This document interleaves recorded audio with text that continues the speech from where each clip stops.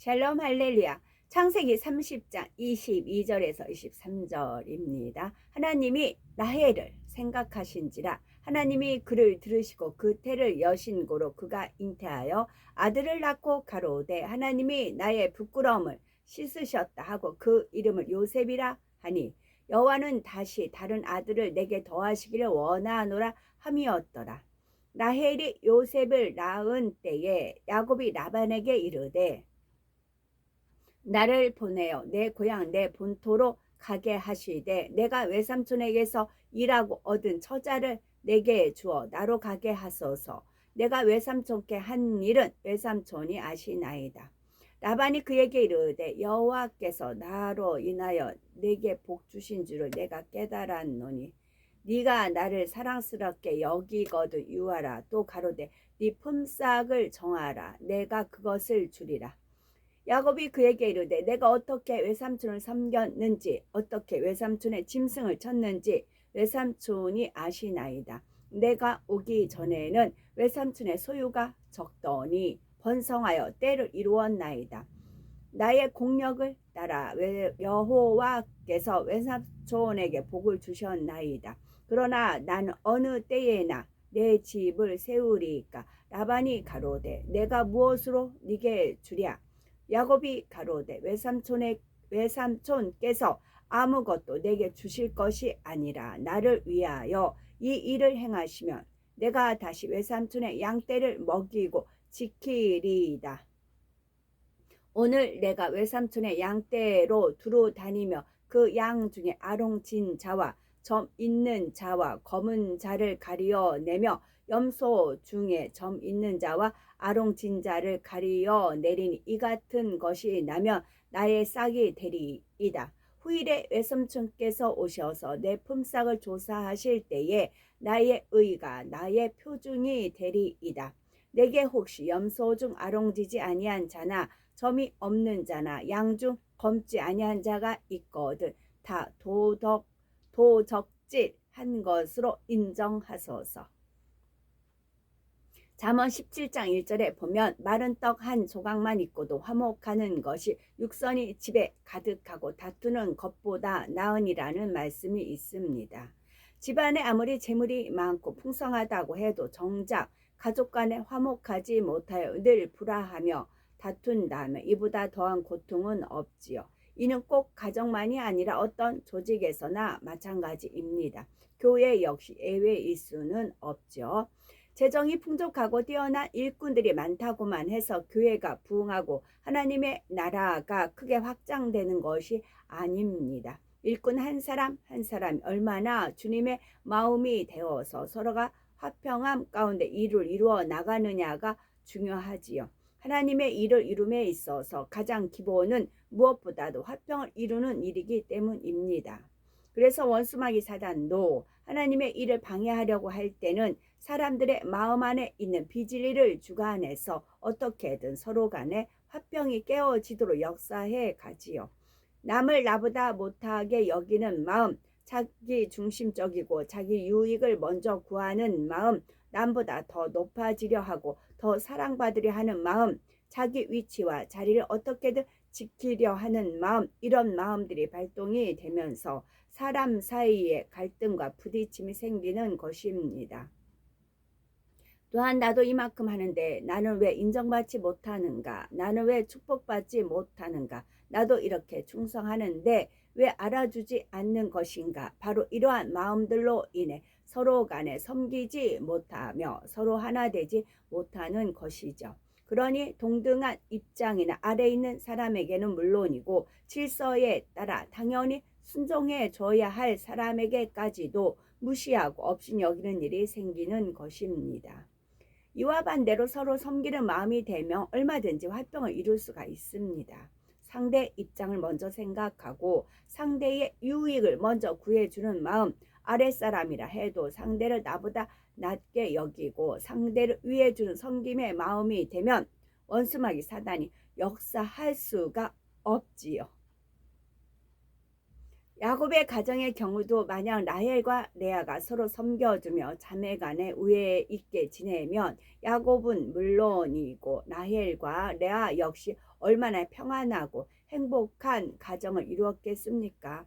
훗날 자녀들 사이에 비극적인 사건도 없었을 것이고요. 그러나 라헬과 레아는 자기 악 속에서 지속되는 육신의 생각으로 인해 끊임없는 전쟁과 경쟁과 다툼으로 빠져들고 말았습니다. 그런 경쟁 가운데 야곱에게는 10명의 아들과 1명의 딸이 태어났는데, 그럼에도 야곱이 가장 사랑했던 라헬을 통해서는 1명의 자녀도 낳지 못했지요. 마침내 라헬도 잉태를 하여 아들을 낳게 되는데 바로 요셉이었습니다. 22에서 24절에 하나님이 라헬을 생각하신지라 하나님이 그를 들으시고 그 태를 여신 고로 그가 잉태하여 아들을 낳고 가로되 하나님이 나의 부끄러움을 씻으셨다 하고 그 이름을 요셉이라 하니 여호와는 다시 다른 아들을 내게 더하시기를 원하노라 함이었더라 했지요. 여기서 하나님이 라헬을 생각하셔서 그를 들으시고 태를 여셨다는 것은 라헬이 하나님 보시기에 합당하여 역사해 주셨다는 의미는 아닙니다. 라헬이 잉태하여 아이를 낳게 된 것은 하나님께서 야곱을 생각하셨기 때문이지요.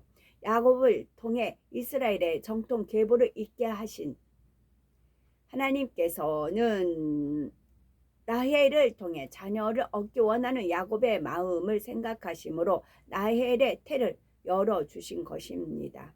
야곱이 라헬을 심히 사랑하여 14년간 성실에게 심었던 행함을 생각하심으로 라헬에게서 낳은 아들을 통해 정통 계보를 이어갈 수 있도록 역사하신 것이지요. 라헬은 여호와는 다시 다른 아들을 내게 더하시기를 원하노라 하며 그 아들의 이름을 더함이라는 뜻을 가진 요셉이라고 부릅니다. 그런데 이름에 가지는 의미만 보아도 그 안에 담긴 라헬의 마음을 느낄 수 있지요.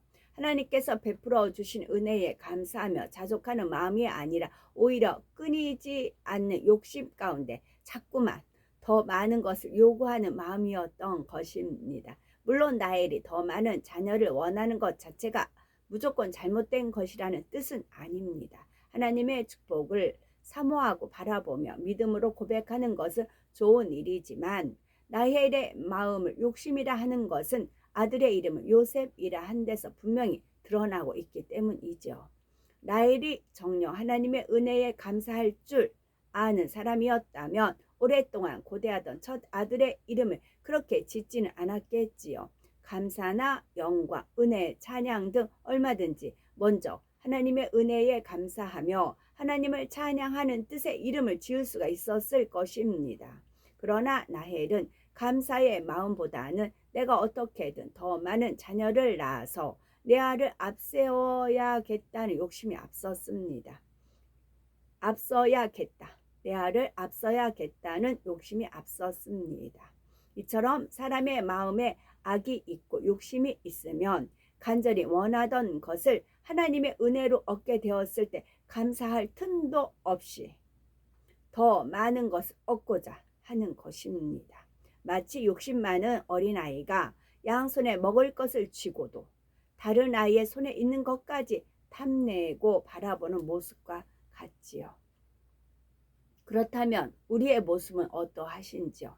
빌립보서 4장 11에서 12절에 내가 궁핍함으로 말하는 것이 아니라 어떠한 형편에든지 내가 자족하기를 배웠노니 내가 비천에 처할 줄도 알고 풍부에 처할 줄도 알아 모든 일에 배부르며 배고픔과 풍부와 궁핍에도 일체의 비결을 배웠노라 말씀하신 대로 환경과 조건에 상관없이 늘 감사하고 기뻐할 수 있다면 그 마음이 얼마나 평안하고 행복하겠습니까? 이러한 마음이 되기 위해서는 바로 사심이나 욕심이 없어야 합니다. 라헬이나 레아가 자녀들의 이름을 짓는 것을 보면 두 사람 다 모든 상황을 자기 보기에 좋을 대로 해석하며 자신에게 유리한 대로 생각하는 것을 볼 수 있습니다. 범사에 하나님의 은혜에 먼저 감사하고 자신을 향하신 하나님의 뜻을 헤아리기보다는 자신의 욕심을 구하게 급급했던 것입니다. 오늘날도 이런 일들이 많이 있는데 예를 들어서 교회 안에서도 그렇지요. 만약 어떤 일꾼에게 어떤 일을 맡겼다면 그 일에 대해서 간섭하지 않고 기다려 줍니다. 혹여 부족함이 있다 해도 아버지께서 깨우쳐 주시기를 기도하며 일꾼 편에서 먼저 진심으로 깨우치길 원한 거죠. 그럴 때도 상대가 불편하지 않기 원하므로 직접적으로 어떻게 하라고 명령하지는 않습니다. 상대의 믿음과 마음을 고려하여 우회적으로나 비유적으로 설명하면서 슬쩍 짚고 넘어가는 정도로 그치는 거죠. 이럴 때 보면 각 사람의 반응이 다양합니다. 지나가듯이 한마디 말을 해도 정녕 하나님의 뜻이 어디 있는지 알기 원하고 무엇인지 알기 위해서 기도하며 궁금해 보는 사람이 있는가 하면 반면에 한 귀로 듣고 흘러버리거나 자신의 생각에 맞춰서 해석하는 사람도 있지요. 아버지 하나님의 뜻에 맞춰 순종할 마음일 때는 설령 돌려서 말해도 그 의중을 파악하지만 자기 식의 틀을 갖고 있거나 사심이 앞설 때는 구체적으로 말해 주어도 알아듣지를 못하는 것입니다. 이런 사람들은 다른 사람들의 어떤 말을 들을 때도 번번이 자기 유익에 맞춰 해석하는 것을 볼 수가 있습니다. 영안이 열려 영의 세계를 본 것을 말하거나 꿈을 해석할 때도 마찬가지입니다. 자기 유익에 맞춰 해석하거나 자기 생각에 맞춰 엉뚱하게 해석하기도 하고 다른 사람에게까지 이것이 하나님의 뜻이다 하며 자기 주장을 관철시키려는 사람이 있습니다. 이처럼 자기 생각이나 유익에 맞추어 자기 편에 좋을 대로 해석하면 하나님의 뜻을 깨달을 수가 없습니다. 범사에 겸비한 마음으로 하나님의 뜻을 구하고자 할 때에 주님의 마음이 보이는 것이고 하나님의 뜻에 가장 합당하게 인도함을 받을 수가 있는 것입니다. 25절부터는 야곱이 자신의 고향으로 돌아가기 위한 준비하는 과정이 나옵니다. 마침내 라헬이 요셉을 낳은 후 야곱은 외삼촌 라반에게 나를 보내어 내 고향 내 본토로 가게 하시되 내가 외삼촌에게서 일하고 얻은 처자를 내게 주어 나로 가게 하소서 하고 말합니다. 창세기 28장 15절에 보면 하나님께서는 외삼촌 라반의 집으로 향하고 있던 야곱에게 내가 너와 함께 있어 네가 어디로 가든지 너를 지키며 너를 이끌어 이 땅으로 돌아오게 할지라 내가 네게 허락한 것을 다 이루기까지 너를 떠나지 아니하리라 약속해 주셨습니다. 야곱은 바로 이 말씀을 잊지 않고 마음에 명심하여 새기고 있었기 때문에 때가 되자 마음의 주관을 받을 수 있었던 것이지요. 야곱이 만약 하나님께서 주신 말씀을 소홀히 하여 마음에 두고 있지 않았다면 마음의 주관을 받을 수가 없었을 것입니다. 그 말씀을 이룰 수도 없는 것이고요. 그렇기 때문에 하나님께서는 미리 야곱에게도 알려주시고 많은 세월 동안 외삼촌 집에 있으면서 하나님이 주신 말씀을 마음에 품고 기도하게 하셨습니다.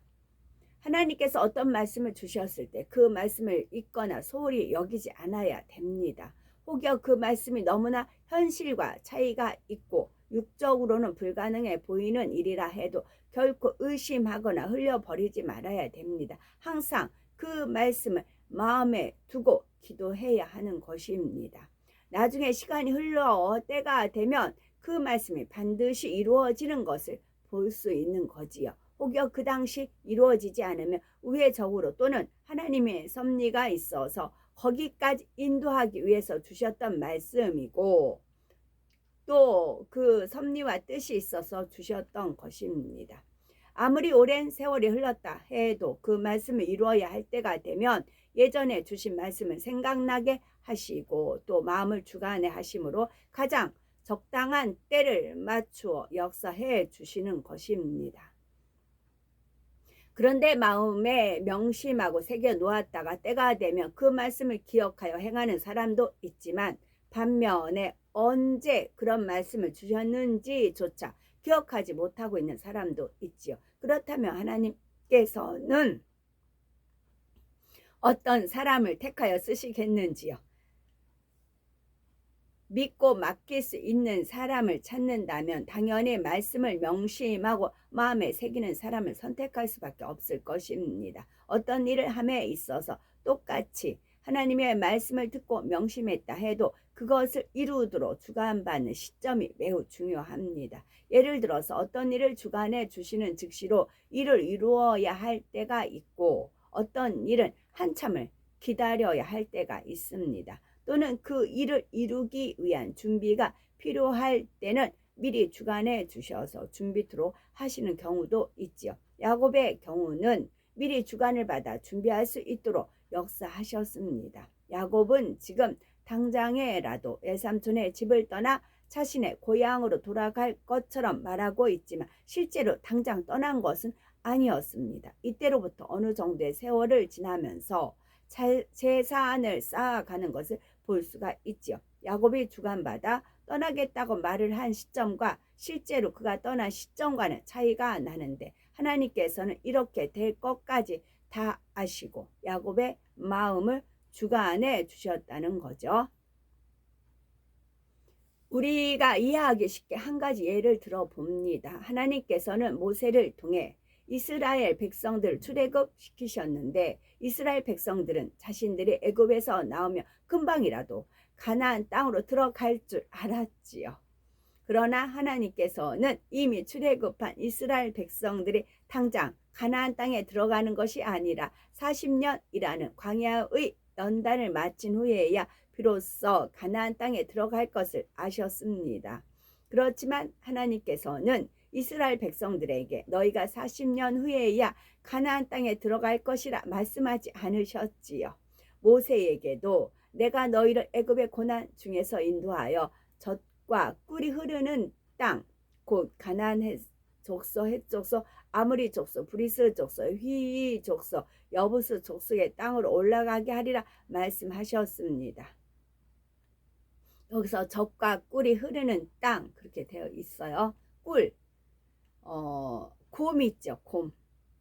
우리가 문들을 통과해서 새 예루살렘 갑니다. 그럼 곰과 같이 어느 때는 이제 미련하지만 또 인내하면서 마늘과 쑥을 먹고 이제 사람아 됐듯이 우리가 하나님의 사람을 되려면 어느 때는 남이 보기에는 미련하다 할 정도로 고집부릴 때가 있어야 돼요. 하나님 진리의 말씀을 고수하는 데 있어서는.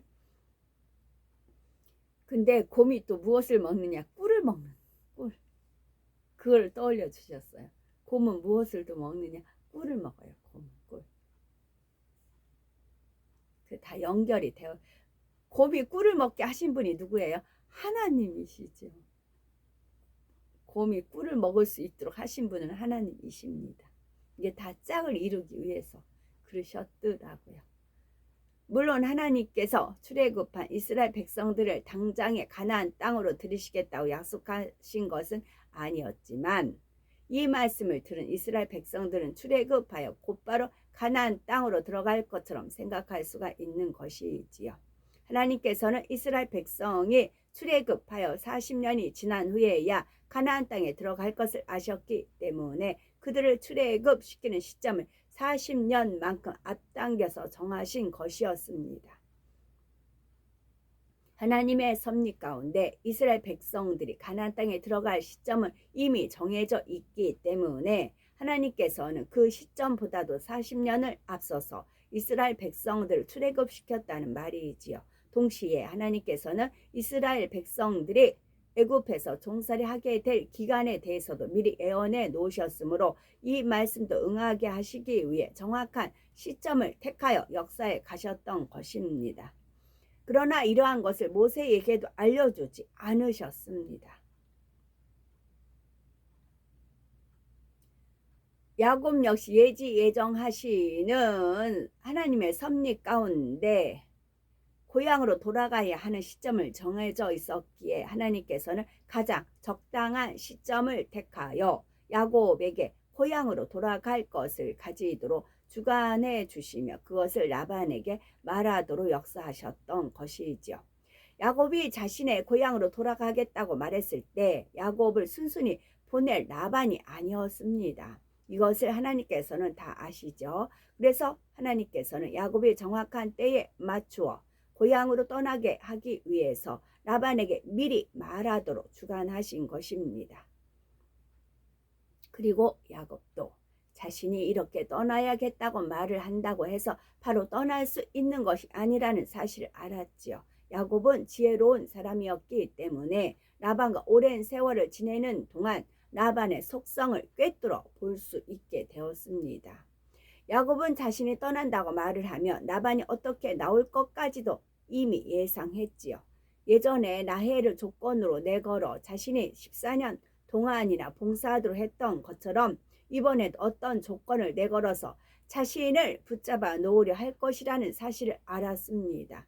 야곱은 바로 이것을 오히려 역으로 이용하기 위해 모든 것을 계획하고 있었죠. 만약 야곱이 떠나겠다고 했을 때 라반이 순순히 가라고 보내주었다면 야곱은 지금 그동안 고생하며 봉사했던 것에 대해 아무런 대가도 받지 못하고 떠나야 할 상황이었지요. 하지만 라반의 속성상 결코 순순히 보내주지 않을 것을 알았기에 야곱은 라반의 입에 맞는 미끼를 던진 것입니다. 그 방법이 32에서 33절 내용이죠. 오늘 내가 외삼촌의 양떼로 두루 다니며 그 양 중에 아롱진 자와 점 있는 자와 검은 자를 가려내며 염소 중에 점 있는 자와 아롱진 자를 가려내리니 이 같은 것이 나면 나의 싹이 되리이다. 후일에 외삼촌께서 오셔서 내 품삯을 조사하실 때에 나의 의가 나의 표징이 되리이다. 내게 혹시 염소 중 아롱지지 아니한 자나 점이 없는 자나 양 중 검지 아니한 자가 있거든 다 도적질한 것으로 인정하소서 하고 제안을 했지요.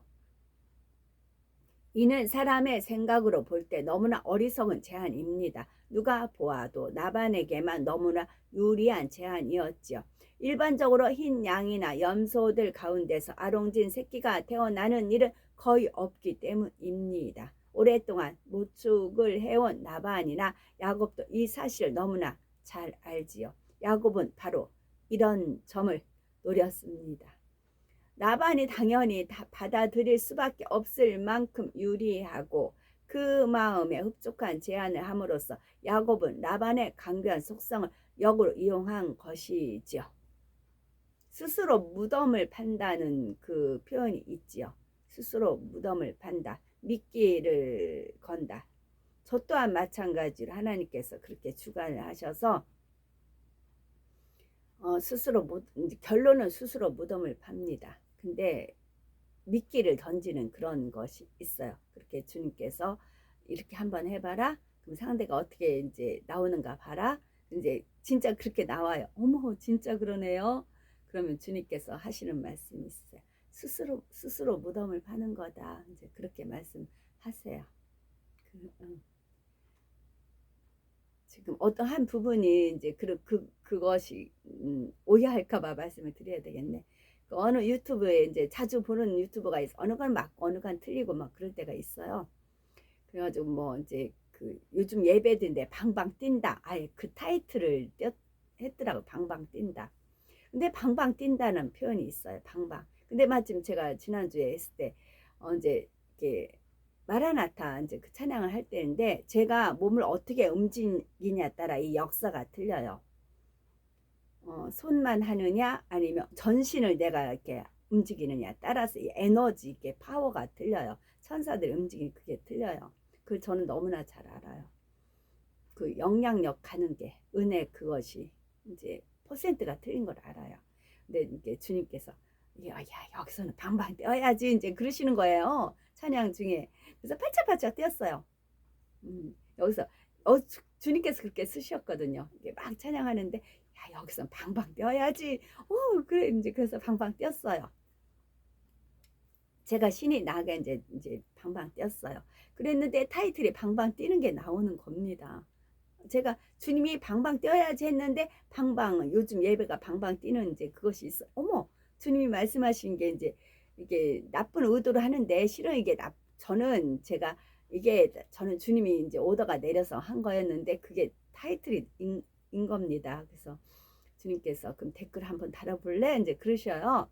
그래서 하나님 말씀 다윗이 언약궤가 왔을 때 이제 그 에봇이 이제 내려간 그 대목을 적었어요. 그래서 또 제가 또 방방 뛰었기 때문에 혹시 이제 저를 제가 뭐라고 다뤘나? 하여튼 나보고 방방 뛴다고 한 말씀인가 보다 하고 이제 그런 쪽으로 이제 다뤘어요. 그랬더니 한 이틀 지났나? 주님이 혹시 이렇게 그 제가 한 말에 어떤 답이 있는가 한번 봐라. 또 이제 알려주시더라고요. 그땐 댓글이 하나가 달렸어요. 저주의 말이 담겨 있는 겁니다. 와, 저주의 말이에요. 사람의 입에서 어떤 이런 표현이 나올 수 있을까? 댓글 누가 달았는지 모르겠어요. 그 유튜브 그 사장님이 다른 건지 그건 모르겠어요.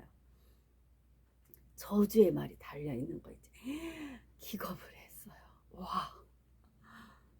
기겁을 했어. 다시 이제 그 근처는 이제 안 가야지. 진짜 저주하는 말을 들을까 하노라 하는 말대로 만약에 내 자의로 내가 이렇게 들었다면 이렇게 적고 했다면 쇼킹했겠지요. 근데 저는 주님이 시키는 대로 했어요. 주님이 여기서 방방 뛰어, 야 이럴 땐 방방 뛰어야 돼. 그래서 방방 뛰었고 방방이라는 어이가 있어서 어머 갔네요 하면서 댓글 달아봐라 했는데 댓글 어떻게 답네 한번 봐라 했어요. 그땐 답글이 저주의 말이 나온 사람의 입에서 어떻게 이런 악한 말이 나와요? 그랬지요. 야 어마무시하더라고요. 진짜 완전 끝판이야 끝판. 그 스스로 무덤을 그러면 제가 놀란 거죠. 저는 주님이 심부름에 의해서 이렇게 갔는데 결론이 이렇게 되니까 놀란 거예요. 주님이 스스로 무덤을 파는 거다. 그러시더라고요. 판결할 것도 없다. 스스로 무덤 파니까 그러시더라고요. 그러면서 또 이제 그 프로를 보는 분들, 제 이름을 섞지 않은 분들 있죠. 카톡 보는 분들은 또 분별할 수 있는 그런 것이 되는 겁니다. 몇 가지 효과를 내는 거예요. 거기에서 주님은 그 목표를 경계를 미리 경고를 내리는 것이고 요즘 뭐 성령 충이니 어쩌니 근데 말 나온 김에 어차피 쓰레기장이에요. 어차피 쓰레기장이고 어차피 그래요. 어느 곳에 예배가 정상적으로 거룩거룩 하는 예배는 온전치는 않아요. 그리고 거짓 형제들이 섞여 있는 판은 똑같아요. 아무리 잘해도 지금은 가짜가 진짜 가짜 어차피 뒤섞여 있어요. 그럴 바에야 같이 미쳐버리자. 같이 뛰고 같이 예배드리고 같이 해버리자. 그런 각오로 해야 되겠다라고 이제 주님과 합의가 된 거예요. 그래서 어차피 노래 찬양 부를 때 같이 부르고 같이 뛰고 같이 춤추고 뒤섞여서 예전에는 누가 뭐라고 이걸로 인해서 실족하면 그에 대한 비판하는 소리도 제가 이제 솔찬히 들었고 처음에 또 이제 그런 것이 있고 이제 그랬지요. 근데 어느 정도 많이 솎아냈더라고요. 많이 솎아내는 부분이기 때문에 어차피 방방 뛰었을 때 그것이 성령의 역사이든 성령의 춤이든 아니든 어쨌든 간에 어차피 그렇게 보는 자는 그렇게 봅니다. 그리고 은혜 받을 자는 어차피 은혜 받고요. 그렇게야 방방 뛰자. 그럴 때 같이 그냥 미쳐버리자. 누구 뭐 실족할까봐 거기에 눈치 보지 않고 그러기로 하자라고 주님까지 합의를 했습니다. 그래서 이제 그 광화문 예배가 언제까지 열릴지는 모르겠지만 열리는 동안에는 뛰자 하면 같이 뛸 것이고 춤추자 하면 같이 춤출 것이고 아랑곳 안 해요. 그 뭐 이상한 할아버지가 있든 뭐 누가 있든 간에 어느 분은 뭐 팔짱가에 아예 끼고 막 거들먹거리면서 예배드리는 그런 모습도 비치고 별 모습들이 다 비쳐요. 그래서 어느 때는 내가 그런 무리 속에 있어서 오해를 하면 어쩔까라는 그런 이제 약간 그런 머뭇거리는 마음도 있었지요. 어차피 미칠 것 같은 이 세상, 미칠 것 같은 이 세상 그 노래가 있거든요. 찬양이 어차피 그러니까 같이 뒤섞이자. 그래요. 그래서 제가 어떻게 나올지 몰라요. 더 방방 뛸 겁니다. 아마도. 이미 욕 먹었잖아요. 저주말 들었잖아요. 그럴 바에야 같이 저 정신병원에 있던 여자입니다. 정신병원에서 온갖 거 다 봤어요. 바닥까지. 그 바닥은 진짜 바닥이에요. 사람 취급 안 하는 바닥. 사람이길 포기한 사람들이 모인 곳이 정신병원입니다. 거기서 그러니까 이쪽에서 공부를 다 했으면 옮기셨어요. 그쪽에서 공부 다 해서 또 옮기셨어요. 정신병원 새 가운데를 다녔어요. 거기 그러면서 또 하나는 이제 부잣집을 다녔죠. 5년을. 또 부잣집 여기서 공부 다 했으면 옮기고. 그래서 온갖 이제 나름대로는 육을 먹고 있는 동안에는 공부를 시키신 거죠. 어차피 방방 뛰었는데 거기에 저주의 글을 달았다면 좋다. 그러면 더 방방 띄워주나 그런 거 있지요. 그럴 겁니다. 오해하실 분 오해하시고 은혜 받으실 분 은혜 받으시고 다 자기 분량입니다. 미리 말씀드립니다. 주님께서 저는 오로지 주님의 오더에 움직입니다. 책임은 진정 주님이 지십니다. 지금까지 그랬고요. 야곱은 바로 이런 점을 노렸습니다. 저 또한 마찬가지입니다. 스스로 모둠을 팔 자는 스스로 무덤을 파시면 됩니다. 라반이 당연히 받아들일 수밖에 없을 만큼 유리하고 그 마음에 흡족한 제안을 함으로써 야곱은 라반의 강교한 속성을 역으로 이용한 것입니다. 야곱은 막대한 부를 축적하는 방법을 알고 있었지요. 바로 바라봄의 법칙을 이용한 그의 지혜였지요. 누가 보아도 너무나 불리한 조건임에도 불구하고 야곱은 오히려 이를 통해 충분한 부를 모은 후에 고향으로 떠날 수 있게 된 것입니다. 어느 때쯤 라반에게 떠나겠다고 말을 하면 그때부터 어느 정도 시간이 지난 후에 야곱이 부를 모아서 정말로 떠날 수 있을지 하나님께서는 이 모든 것을 아심으로 야곱이 정확한 시점에 주관을 받아 고향으로 떠나겠다고 라반에게 말한 것이지요.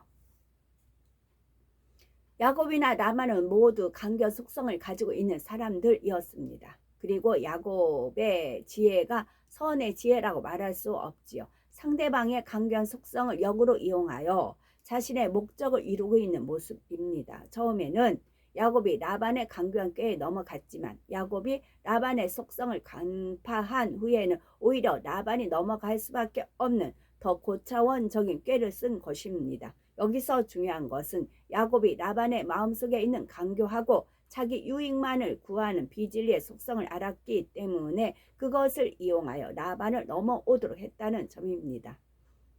이는 원수마귀 사단도 마찬가지입니다. 원수마귀 사단은 우리 안에 있는 비진리의 속성들을 잘 압니다. 그래서 이 사람에게는 어떤 미끼를 던져야 걸려들게 되는지 잘 알지요. 그러기 때문에 어떤 사람에게는 물질의 유혹으로, 어떤 사람에게는 이성의 유혹으로, 어떤 사람에게는 이생의 자랑으로